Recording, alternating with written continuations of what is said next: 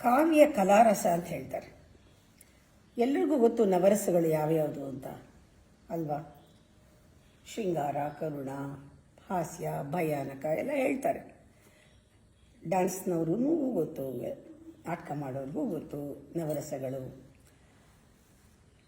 ಇವೆಲ್ಲವೂ ಮನೋವಿಕಾರಗಳು, ಆ ನವರಸಗಳೆಲ್ಲ. ಆದರೆ ಅದನ್ನು ಮೀರಿದ ಒಂದು ರಸ ಇದೆ, ನಿರಾಕಾರ ರಸ. ನಿರಾಕಾರ ರಸ ಒಳಗಿರುವಂಥ ಶಾಂತಿ, ಅದು ಅಧಿರಸ.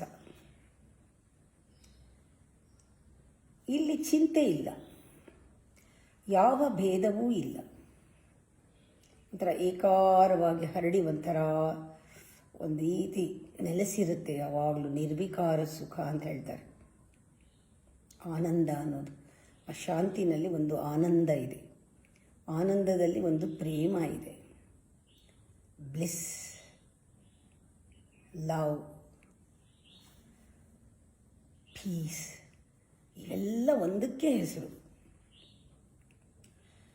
ಇದು ಈ ರೀತಿ ಆಗೋದು ಯಾವುದಾದ್ರೂ ಒಂದು ಒಳ್ಳೆ ಗ್ರಂಥ ಓದಿದ್ರೆ, ಒಳ್ಳೆ ಹಾಡು ಕೇಳಿದ್ರೆ ಅದೇನೋ ಒಳಗಡೆ ಆಗುತ್ತೆ. ಅದರಲ್ಲಿ ಹೃದಯದಲ್ಲಿ ಒಂದು ರೀತಿಯ ಒಂದು ರಸ ಉಕ್ಕತ್ತೆ. ಅಂಥ ಗ್ರಂಥಗಳನ್ನು ಕಾವ್ಯ ಅಂತಾರೆ. ನನಗೆ ಆ ಭಗವದ್ಗೀತೆ ಓದುವಾಗ ನನಗೆ ಹಾಗನ್ಸೋದು, ನಾನು ಹೇಳ್ತಾ ಇದ್ದೆ ಇದು ಶಾಸ್ತ್ರ ಕಾವ್ಯ ಅಂತ. ರುಚಿ ಹೇಗಿರುತ್ತೆ ಅಂದರೆ, ಏನೂ ಗೊತ್ತಿಲ್ಲದಿರೋರು ಸುಮ್ಮನೆ ಕೇಳಿ ಮಾವಿನ ಹಣ್ಣು ರುಚಿ ಹೆಂಗಿರುತ್ತೆ, ಮಲ್ಲಿಗೆ ಸುಗಂಧ ಹೆಂಗಿರುತ್ತೆ, ಗುಲಾಬಿ ಬಣ್ಣ ಹೇಗಿರುತ್ತೆ, ಹೊಂಗೆ ಚಿಗುರು ಹೆಂಗಿರುತ್ತೆ, ಇದೆಲ್ಲ ತಾನೇ ಕರಗಿ ಆವರಿಸ್ಕೊಂಡ್ಬಿಡುತ್ತೆ ನಮ್ಮನ್ನು. ಆ ಥರ ಭಗವದ್ಗೀತೆ ಗ್ರಂಥಗಳಲ್ಲಿ ಒಂದು ಶಾಸ್ತ್ರ ಕಾವ್ಯ. ಇದಕ್ಕೆ ತುಂಬ ಹೃದಯ ಬೇಕು ಭಗವದ್ಗೀತೆ ಓದೋಕ್ಕೆ, ಬುದ್ಧಿಗಿಂತ.